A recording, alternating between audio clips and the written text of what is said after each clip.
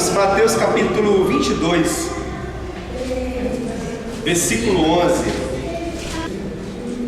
Vamos ler do primeiro versículo, que aí vocês vão compreender o contexto. Capítulo 22, versículo 1. Diz que de novo entrou Jesus a falar por parábolas, e ele dizia: o reino dos céus é semelhante a um rei que celebrou as bodas do seu filho. Então enviou os seus servos a chamar os convidados para as bodas, mas estes não quiseram ouvir. Enviou ainda outros servos com este recado: dizei aos convidados: eis que já preparei o meu banquete, os meus bois e cevados já foram abatidos e tudo já está pronto, vinde para as bodas. Eles, porém, não se importaram e se foram, um para o seu campo, outro para o seu negócio, e os outros, agarrando os servos, os maltrataram e mataram. O rei ficou irritado e, enviando suas tropas, exterminou aqueles assassinos e lhes incendiou a cidade. Então disse aos seus servos: está pronta a festa, mas os convidados não eram dignos. E depois para as encruzilhadas dos caminhos e convidai para as bodas a quantos encontrardes. E saindo aqueles servos pelas estradas, reuniram todos os que encontraram, maus e bons. E a sala do banquete ficou repleta de convidados. Entrando, porém, o rei para ver os que estavam à mesa, notou ali um homem que não trazia veste nupcial e perguntou-lhe: amigo, como entraste aqui sem veste nupcial? E ele emudeceu. Então ordenou o rei aos serventes: amarrai-o de pés e mãos e lançai-o para fora nas trevas. Ali haverá choro e ranger de dentes, porque muitos são chamados, mas poucos os escolhidos. Abram também em Lucas capítulo 14, versículo 15, por favor. Ora, ouvindo tais palavras, um dos que estavam com ele à mesa disse-lhe: bem-aventurado aquele que comer pão no reino de Deus. Ele, porém, respondeu: certo homem deu uma grande ceia, uma grande festa, e convidou a muitos. À hora da festa, enviou o seu servo para avisar aos convidados: vinde, porque tudo já está preparado. Não obstante, todos a uma começaram a escusar-se, a apresentarem desculpas. E disse o primeiro: comprei um campo e preciso ir vê-lo, rogo-te que me tenhas por escusado. Outro disse: comprei 5 juntas de boi e vou experimentá-las, rogo-te que me tenhas por escusado. E outro disse ainda: casei-me e por isso não posso ir. Voltando o servo, tudo contou ao seu senhor. Então, irado, o dono da casa disse ao seu servo: sai depressa para as ruas e becos da cidade e traze para aqui os pobres, os aleijados, os cegos e os coxos. Depois ele disse ao servo: Senhor, feito está como mandaste, e ainda há lugar. Respondeu-lhe o Senhor: sai pelos caminhos e atalhos e obriga a todos a entrar, para que fique cheia a minha casa. Porque vos declaro que nenhum daqueles homens que foram convidados provará a minha ceia. Esses dois textos, essas duas palavras que a gente leu, elas são palavras referenciais e trazem contextos semelhantes, embora traga conceitos distintos, mas se fundem, apesar das ambiguidades que vocês observam num e no outro texto. Algumas diferenças básicas na forma de contar a história, na maneira de dizer sobre o ocorrido. Em Lucas, que é esse segundo texto que a gente leu, Jesus conta que um certo homem, um senhor ou um rei, ele resolve fazer uma festa. E ele faz um convite àquelas pessoas que são supostamente dignas, tanto que depois ele diz que os que eram dignos não atenderam o convite. Então, a gente conclui que esses eram, pelo menos, supostamente dignos. Jesus os convida para participarem dessa grande festa, das bodas. Bodas eram o casamento da época. E aqui, provavelmente, a história conta de que um rei convidava os seus melhores amigos, aqueles a quem ele achava e considerava digno para participar do casamento do seu filho, das bodas do seu filho. Os servos do Senhor ou desse rei, eles recebem de cada convidado uma desculpa, né? E na sua Bíblia pode estar aí escusas, né? Desculpas variadas são apresentadas por cada um dos convidados.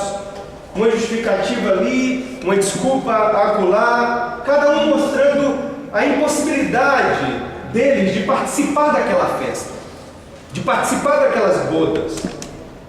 E o que a gente percebe no texto, primeiramente, é que há uma notória desimportância de cada convidado que apresenta uma desculpa. Há uma notável desimportância de cada convidado que apresenta uma escusa. A maioria dá de ombros. A maioria diz que está ocupado. Um diz que está ocupado com o campo, outro diz que comprou uma frota nova de carros e precisa verificar como é que são, andar neles, testá-los.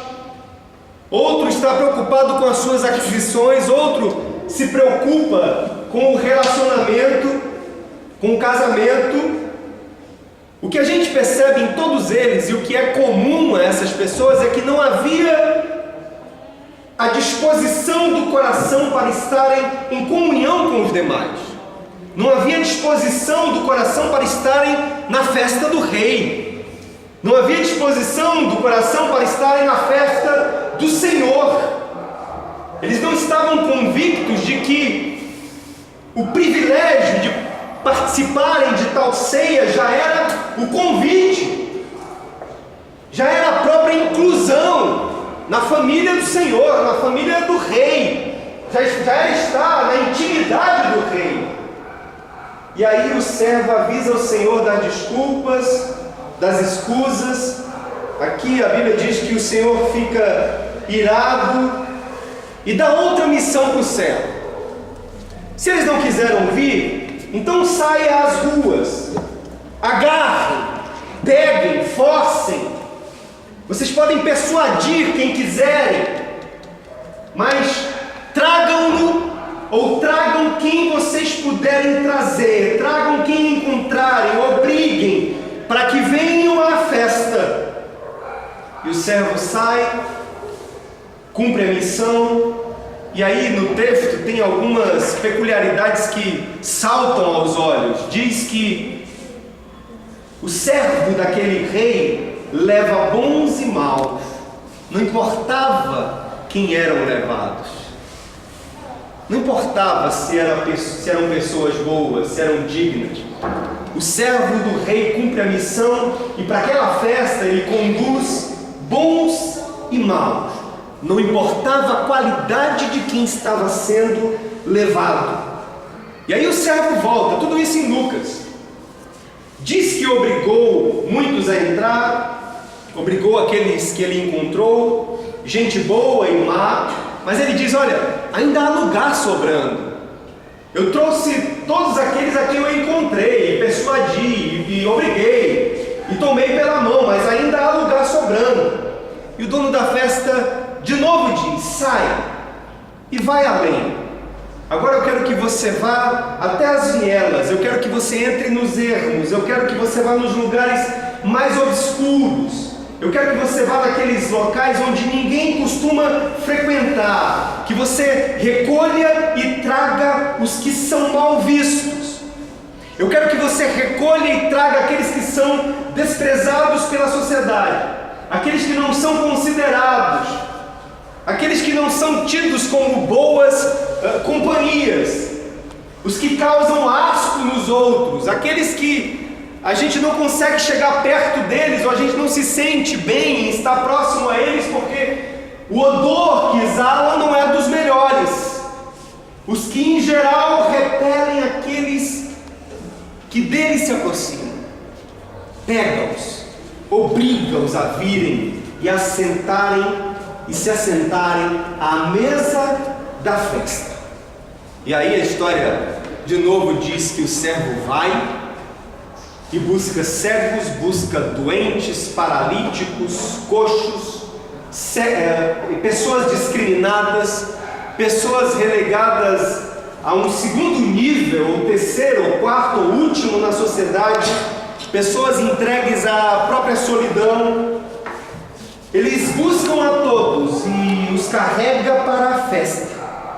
E eu fico imaginando que o cumprimento de tal missão dependia de uma logística enorme para você movimentar muita gente e trazê-los, atraí-los, obrigar alguns, tomar pela mão.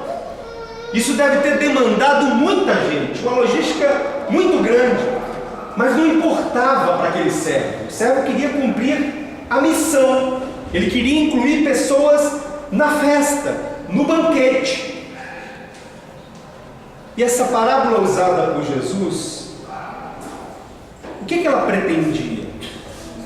Ela pretendia de modo simples, de modo inteligível, falar sobre o convite espiritual que a manifestação de Deus através de Jesus Cristo significa para todos os homens.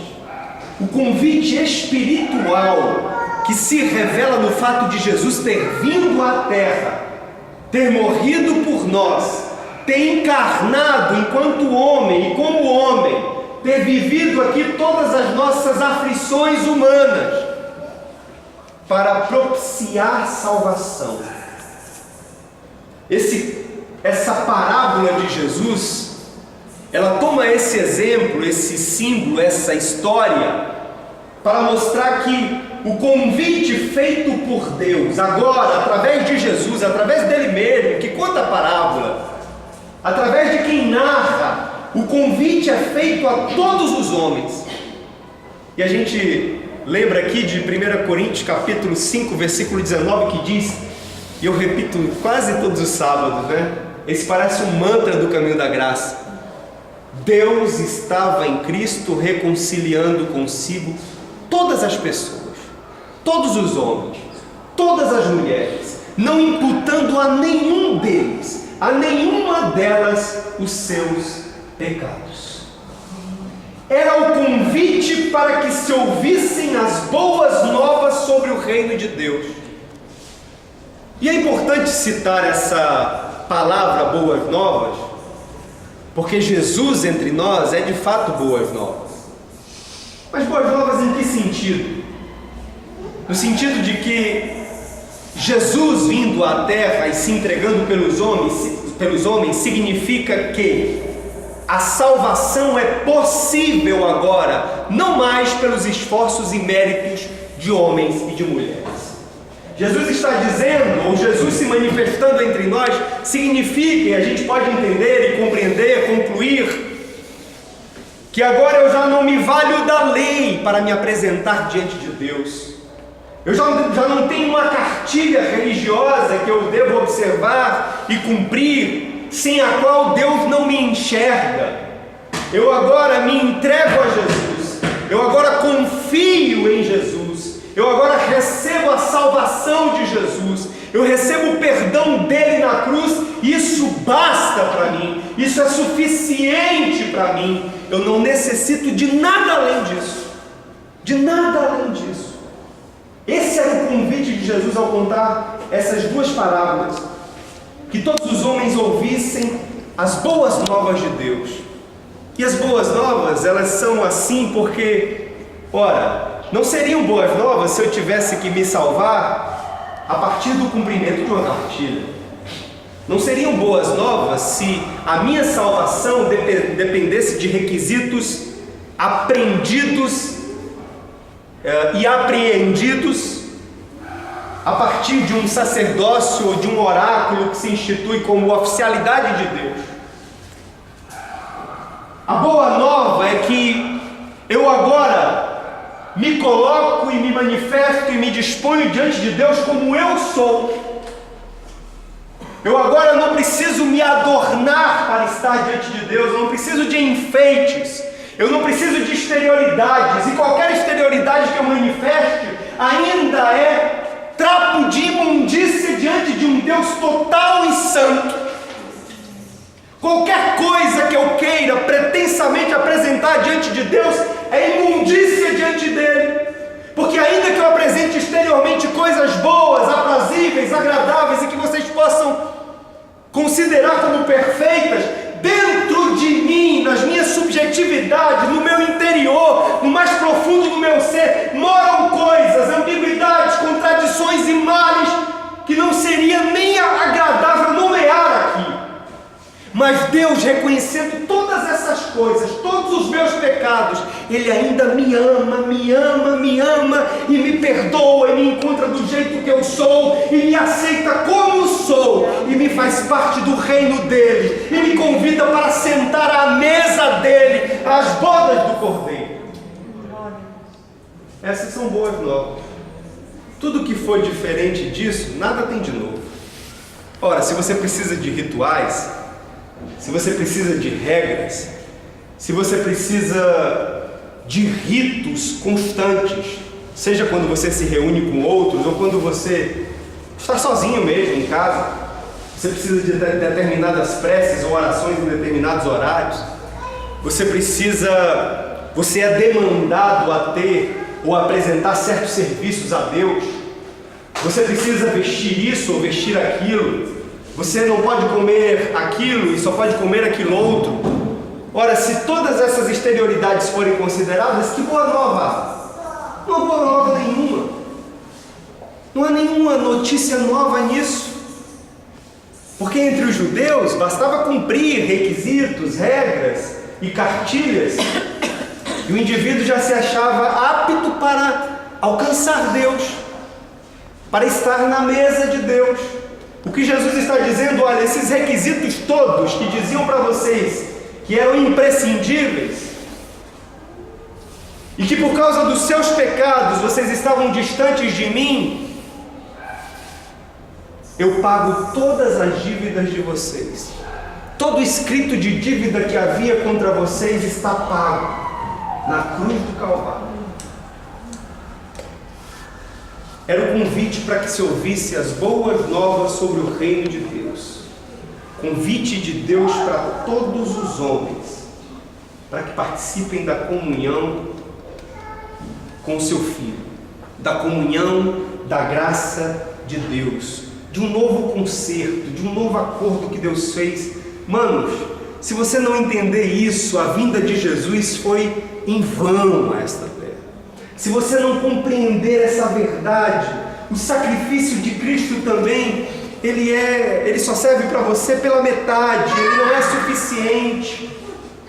Há um novo pacto, há um novo acordo, há um novo concerto que se estabeleceu entre Deus e os homens. Há um novo concerto, e é isso que Paulo diz lá em 2 Coríntios capítulo 5, 19. Deus estava em Cristo reconciliando consigo todos os homens. Esse texto ele me chama a atenção por várias razões. É que depois de ter cumprido todas as missões que o seu Senhor ordena, a casa fica cheia e a festa está conforme pediu o Senhor. A casa fica repleta de pessoas. E é interessante porque esse quadro pintado por Lucas é um quadro que muitos de vocês teriam dificuldade de encarar. Esse quadro pintado por Lucas é um quadro para o qual vocês olhariam e fariam cara de desdém. Mas como? Ele? Ela? Como pode? Porque esse quadro, ou nesse quadro, a gente cheia de problemas. A gente sem problemas também.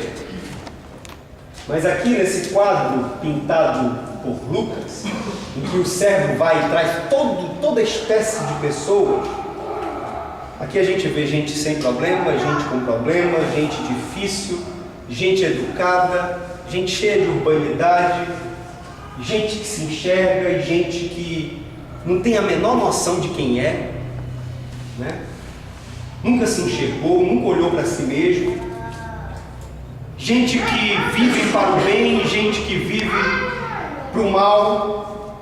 Tem gente aqui descrita nesse quadro de Lucas, que é gente considerada, e outros são pessoas sem qualquer respeito da sociedade, gente cuja vida é um exemplo, pessoas que nem tanto, a fama é a pior possível.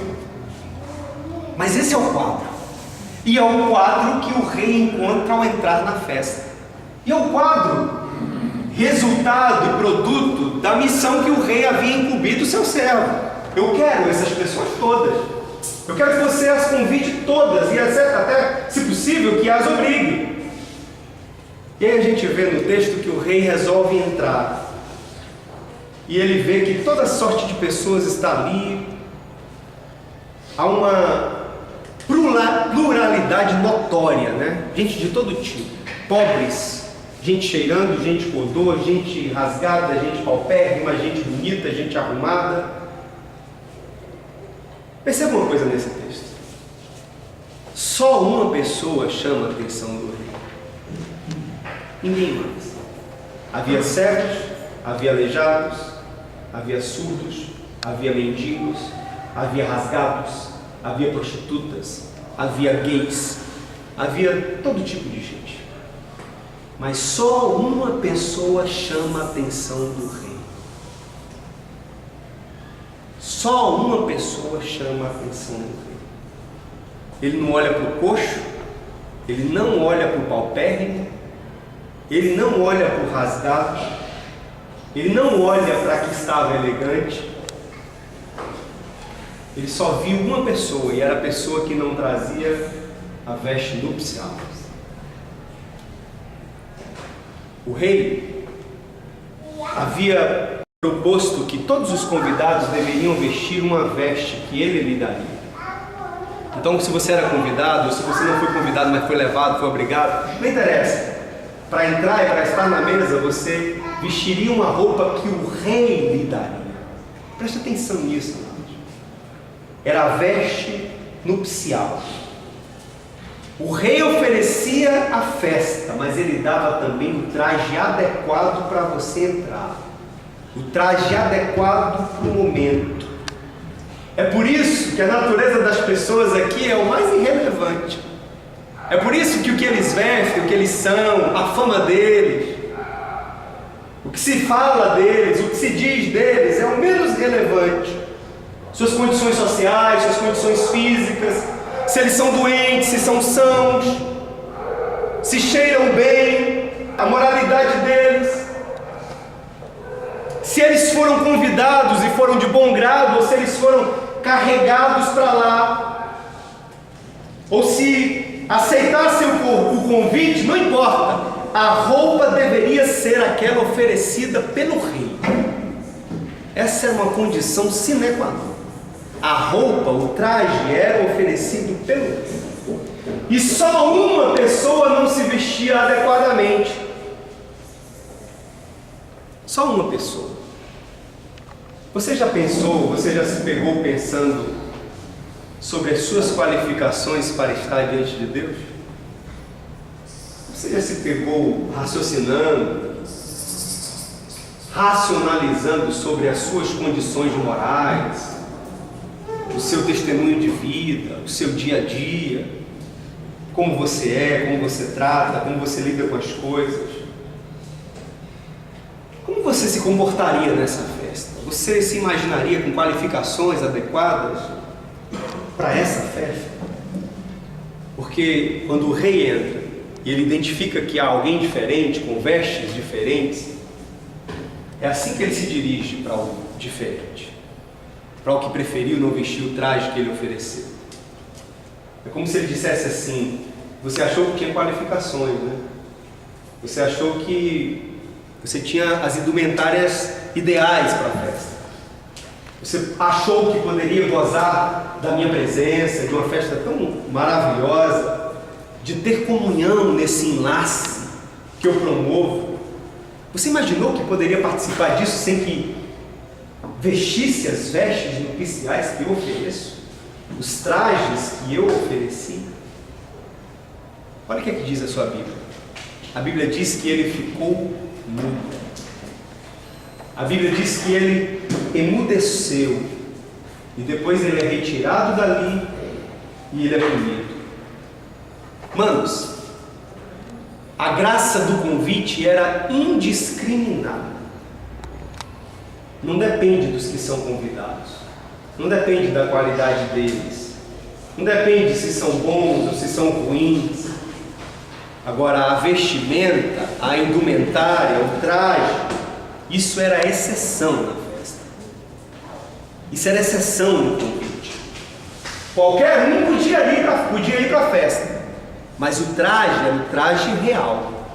O traje era o traje do rei. A vestimenta era que o rei oferecesse. Há pessoas das mais diferentes aqui. Das mais diversas.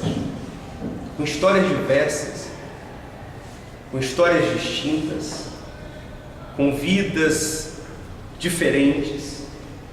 Com compromissos variados. Não só em relação a Deus, mas em relação a tudo mais que ela relega importância. Eu sempre digo que no caminho da graça, e o caminho da graça é um lugar de gente. Como você encontra gente? Você vai encontrar gente boa e gente má. Gente simples e nem tanto. Gente honesta e nem tanto. Você vai encontrar gente que já se encontrou, já se entendeu, já se compreendeu, já se reconheceu. E gente que está no processo. Gente que ainda está compreendendo. Gente que pensa que entendeu. Que acha que entendeu tudo sobre a graça. Mas vive como se fosse escravo da lei. E vive nessa relação de traição com a graça. Porque ao mesmo tempo ele não confia totalmente na graça. Então ele precisa cumprir alguns requisitos, algumas regrinhas que ele aprendeu e que ele retém como marcos no coração, sem os quais ele não se sente apto para estar diante de Deus. Há todo tipo de gente aqui. Há todo tipo de gente que chega diante de Deus. Gente sadia e gente doente. Gente carinhosa, gente afável, gente brigona, gente valente, gente complicada, gente melindrosa, gente desconfiada, gente cujo trato com ele é extremamente difícil, gente ensinável e gente não ensinável, não aprende nada e não quer entender e nem aprender qualquer coisa, gente esquisita, gente cheia de juízos, de condenações, de juízos precipitados, gente que sempre interpreta tudo bem e gente que sempre interpreta tudo negativamente, gente viciada em ajudar e gente viciada na esperteza. Agora, ninguém aqui, hoje ou em qualquer dia, ninguém aqui está sob análise, ninguém aqui está sob juízo, ninguém tem a sua vida aqui sob escrutínio, sob verificação da vida pregressa e da vida atual. Quando eu convido vocês para participarem dessa ceia, eu não fico olhando para cada um de vocês tentando descobrir o que está além das suas aparências. Todos são convidados. Diante de Deus também é assim. Todos são convidados. Há seres claudicantes, há seres duvidosos, há seres sem fé, eu diria, há seres tateantes, espiritualmente vendados, espiritualmente cegos. Mas há uma coisa em comum com essa história que Jesus contou. A todas essas pessoas, percebendo que eu falei só de defeitos nas últimas frases, é que não há qualquer relevância quanto aos defeitos, seus e meus. não há qualquer relevância quanto aos seus defeitos. Porque se houver, eu vou limitar e restringir a graça. E quem somos nós para restringir a graça de Deus? A graça é total. Entretanto, ninguém deve fazer o convite da graça de Deus numa construção particular de expressão de um caminho que não submete à consciência de que pela graça somos salvos, de que só pela graça nós somos constrangidos, de que pela graça nós somos acolhidos, de que pela graça nós somos trazidos diante de Deus, recolhidos. O escrito de dívida, como eu disse, foi pago, está consumado. Nosso mal foi substituído pelo bem de Deus. Pela graça eu sou feito adequado diante de Deus. Pela graça eu sou feito perfeito diante de Deus. Minha história, ou a minha genealogia, todo o meu contexto, todo o meu arcabouço, tudo que eu tenho agora e para trás, foi justificado diante de Deus. Minhas obras de hoje, minhas obras de outrora, minhas obras de amanhã, elas não me impedem de provar a Deus se eu aceito o convite da graça e eu visto a veste, o traje, a indumentária que o Rei me dá. Se eu visto essa indumentária, não importa o meu histórico, o meu passado, não importa o meu presente, se eu visto a veste que o Rei me dá.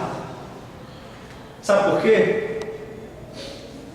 O que veste a sua própria veste é aquele tipo de pessoa que não aceita nenhuma justificação que não seja decorrente de sua suposta própria coerência, né? Aquele indivíduo que ele já se acha e ele sabe que onde ele chega Deus o recebe, porque ele é o tal, ele vive, entre aspas, conforme Deus. Esse não aceita ser justificado pela graça, porque esse acha que está acima da média, que ele é até um ser admirável para Deus. Algumas vezes se comporta assim aqueles indivíduos que têm um certo apego ou devoção à própria maldade. Eu conheço alguns assim. O indivíduo tem um apego, tem uma devoção à própria maldade. É o cara que diz assim: olha, eu nasci assim e você tem que me aceitar desse jeito, inclusive Deus, né? Eu nasci assim, eu cresci assim, vou morrer assim, como a gente sempre fala aqui, Gabriela, né? É a síndrome de Gabriela. O indivíduo acha que Deus tem que aceitá-lo daquele jeito, com aquela veste. E aí a gente aprende nesse texto que Ele me convidou, que Ele convidou você, que o convite foi para todos, e eu irei com as vestes dele. Eu não irei com as vestes que eu escolhi a partir da minha suposta presunção de santidade, como quem diz, Deus tem que me engolir. Não, eu irei com as vestes dele. Ele sabia que eu era coxo, ele sabia que eu era cego, ele sabia que eu era claudicante, ele sabia que eu era contraditório, ele sabia que eu sou paradoxal, ele sabia que a minha melhor versão de mim mesmo, meu Deus do céu, não poderia ser colocada diante da santidade dele. Então eu não vou vestido com o que eu sou, eu não vou vestido com o que eu tenho, eu vou vestido com as vestes que Ele me dá. Todos são convidados, todos foram convidados por Jesus. E aí, a expectativa do rei ao chegar na festa é saber em que roupa você vai estar vestido. Porque quem passa pela porta, quem passa por Jesus, quem reconhece Jesus, tem que se deixar vestir da justiça de Jesus e não da sua própria, não do seu mérito particular. Eu preciso reconhecer que eu não estou pronto para o convite.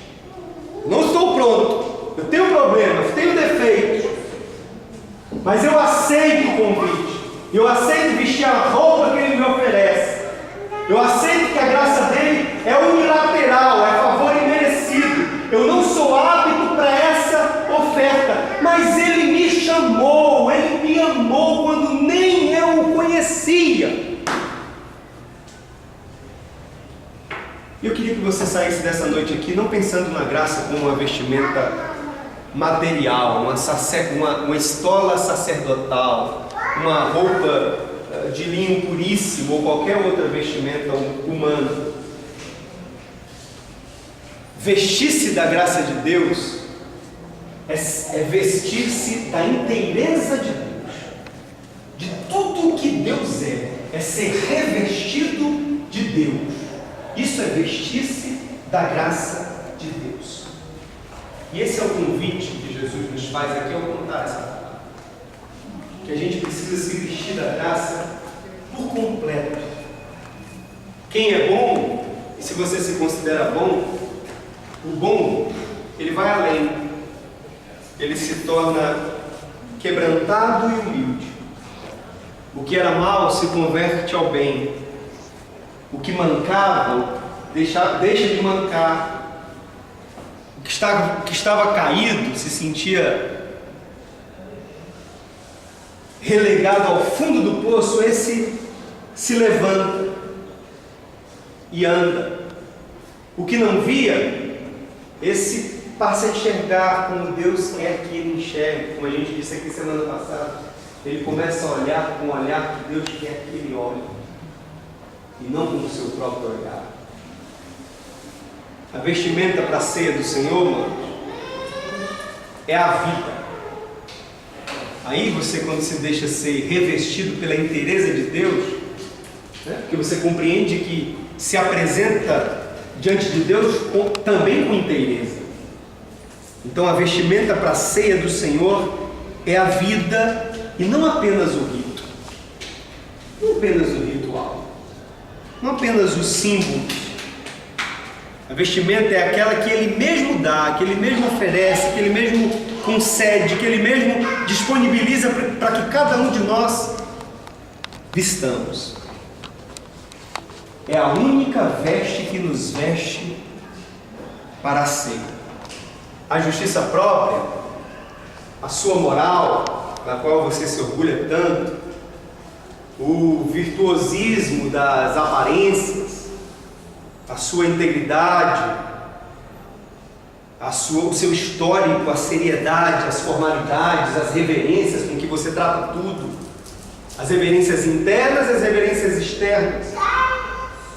Todos esses gestos sagrados não nos habilitam para estarmos na mesa do Senhor, senão as vestes que Ele lhe dá, senão as vestes que Ele lhe oferece, senão as vestes que Ele já ofereceu a você. Eu digo isso porque tem muita gente que vem para um culto desses e a tendência é fazer uma retrospectiva. E é interessante a retrospectiva de crente que já participou de ceia, porque é uma retrospectiva de 30 dias, os últimos 30, ou os últimos 60, depende do intervalo de tempo com que ele toma e participa da ceia. Então ele faz uma retrospectiva rápida, especialmente dos pecados, das atitudes, dos males exteriores que ele fez, das brigas que ele tiver arranjado, das fraturas que ele tiver cometido nas relações com alguém. Ele faz uma análise superficial. E é com essa análise superficial que ele vem para a mesa do reino. É com essa análise, com essa vestimenta que ele escolhe, que ele vem para a mesa do reino. Como se isso não o deixasse nu. Né? E a proposta de Jesus é exatamente o contrário. Que você esteja aqui com todos os defeitos com que os servos do Senhor o acharam, mas que você esteja na reunião, na ceia, na festa, na casa do rei, com as vestes que ele lhe dá.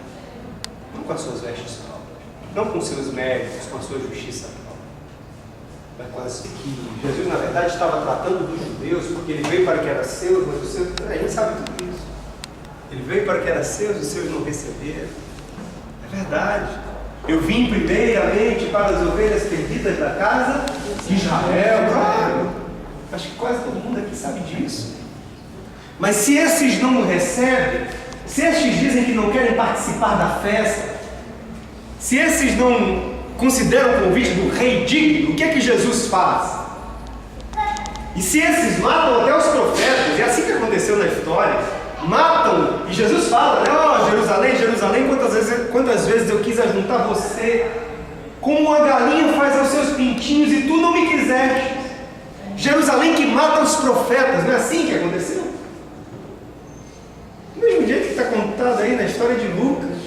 Ora, e tendo estes recusado o convite de Jesus, o convite para as bodas, aí Jesus diz aos servos, olha, ou o Senhor diz aos servos, então sai, e vai entre os gentios, e vai entre aqueles que não são meu povo, e vai entre aqueles que não são filhos de Abraão, genealogicamente, mas são filhos da promessa, feitos pelo sacrifício de Jesus na cruz. Vai e os busca, e os traz à mesa, porque eles haverão de participar comigo na mesa, as bodas do Cordeiro, todos eles, indistintamente. E aí Jesus não coloca traços especiais em algumas pessoas. Jesus não coloca insígnias que diferencia a gente dos outros, que faz a gente andar na rua, no trabalho, na escola, como se a gente tivesse recebido uma estrela na testa que nos classifica melhor diante de Deus, porque todos são igualmente vistos e amados, acolhidos por Deus. Todos, exatamente todos. É claro que isso não interessa a religião. A religião precisa dos mecanismos de diferenciação. A religião precisa dos mecanismos de classificação, onde alguns são melhores que os outros, onde alguns podem celebrar a ceia, onde alguns podem participar dela se tiverem passado por uma profissão de fé, se tiverem sido batizados. Percebem que no convite do rei todos participam? E que não há pergunta na porta do palácio ou da casa se você passou por uma profissão de fé ou se você foi batizado, se você acredita nas regras que comumente se apregou ali, se você acredita e se você assente com aquela cartilha. Não é perguntado isso, só diz venha. A única coisa que você precisa ter são as vestes, que não são suas, são da graça de Deus. Se você quiser participar da ceia, participe com alegria, participe com liberdade, como quem participa da mesa de um rei que não difere pessoas, que não distingue pessoas. Amém? Que ele, tendo tomado o pão, ele o partiu e disse: este é o meu corpo que é dado por você. Ele não tem nenhuma mágica, ele não tem nenhuma mística. Ao comê-lo, você não vai sair mais poderoso, mais renovado. Ao comê-lo, e se você comer com fé, se você experimentar Jesus com fé, se você comer de Jesus, se você comer do que Ele é, do que Ele representa, do que Ele ensina, aí eu digo que sua vida toda vai mudar. Sua vida toda vai mudar. O seu olhar, a sua prática, o que você diz, o que você faz. Se você comer de Jesus, do corpo de Jesus, é impossível que você seja igual. Este é o meu corpo que é dado por vós. Fazer isso todas as vezes que comerdes em memória de mim. Deus, obrigado por esse momento em que a gente tem aqui o pão e esse suco que representam, Senhor, o teu corpo e o teu sangue, e que são só representações, são só simbolismos, Porque o que de fato tem que acontecer, Senhor, não deve ser do exterior para o interior. A revolução que tem que acontecer é dentro da gente, é interior, é dentro de nós, é nas nossas entranhas, nas nossas vísceras. As mudanças, as revoluções, os consertos e as curas, eu as quero todas dentro de mim, Senhor. Tem que acontecer em nós, na nossa mente, constantemente, com uma metanoia, com uma experiência que não acaba nunca, que vai acontecendo, com uma luz da aurora que vai brilhando até ser dia perfeito. E que seja essa experiência experimentada pelos teus filhos todos os dias. Nós apresentamos este pão e este suco que representa o vinho diante do Senhor. E que a consciência do Evangelho, Senhor, seja aprofundada em nós, não só agora. Se for o caso em alguns, de agora em diante, se não tiver ocorrido anteriormente, mas que continue sendo aperfeiçoada em todos nós, todos os dias. É o que nós te pedimos em nome de Jesus. Amém. Bendito seja o Cordeiro que na cruz por nós faleceu. Bendito seja o seu sangue que por nós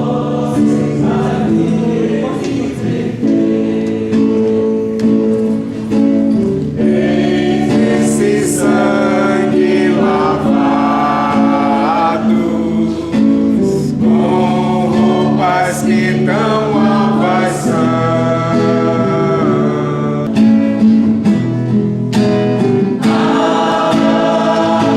alvas que a neve,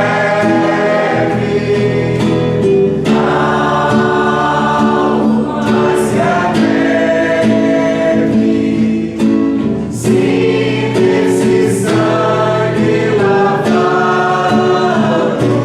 por ser mais alto que a neve, o teu sangue nos torna Senhor.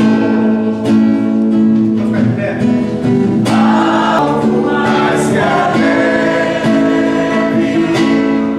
sim, nesse sangue lavados, mais alto que a neve serei. Mano,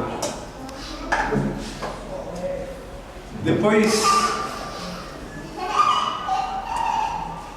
dessas coisas, Jesus tomou um pão e disse: esse é o meu corpo, que é partido por vocês, que é entregue a vocês, que é entregue como oferta de amor, gratuita, unilateral, de graça. E vocês nem esperavam isso, porque essa entrega ela foi feita desde a fundação do mundo, porque o Cordeiro de Deus foi imolado desde a fundação do mundo. Isto foi por vocês, foi por mim. Este é o meu corpo, disse o Senhor. Fazer isso todas as vezes que comerdes em memória, em lembrança, recordando deste meu sacrifício. Participemos do pão. Em nome de Jesus.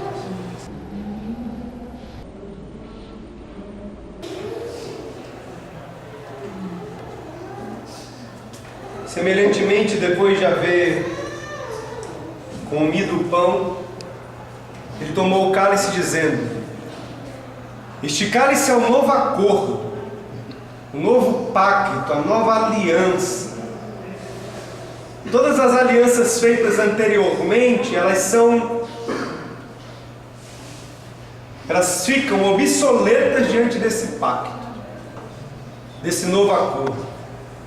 Portanto, vocês não lembrarão mais, vocês não farão menção mais, vocês não lançarão mais mão de qualquer outro pacto anterior, porque eram pactos da lei, da carne. Mas esse pacto, esse acordo, essa aliança é do sangue de Jesus. É uma aliança espiritual, é um acordo espiritual que transcende a nossa capacidade humana de conceber. É um acordo, é um pacto, é uma aliança que nos livra de todo pecado, que nos purifica de todo pecado, que nos justifica de todo pecado. E foi assim que Jesus ensinou. Depois de haver ceado, ele toma o cálice e diz: este cálice é o novo acordo. Fazer isso todas as vezes que o bebermos em memória de mim. Bebamos do cálice.